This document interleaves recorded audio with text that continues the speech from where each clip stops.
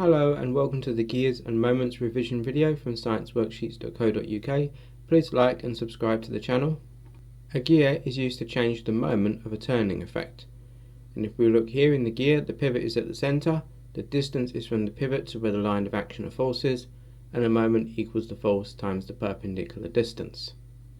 The larger the diameter of the gear cog, the greater the distance between the pivot and where the line of action of force will be, as you can see in this diagram. And as that distance increases, the size of the moment will increase. So that means that if a small cog turns a large cog, the large cog will have a much larger moment than the small cog.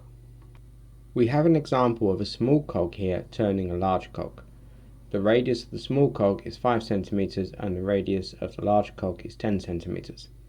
There is a force applied to the small cog of 50 newtons, and we need to calculate the output moment from the large cog. The two cogs will exert equal and opposite forces on each other, and moment equals force times distance. If we convert the 10 cm radius into meters, that is 0.1 meters, and to calculate the moment of that large cog, it will be the 50 Newton force times the 0.1 meters equals 5 Newton meters. Thank you for watching. If you need more revision, please visit our website, see our notes on this topic. The link is in the description.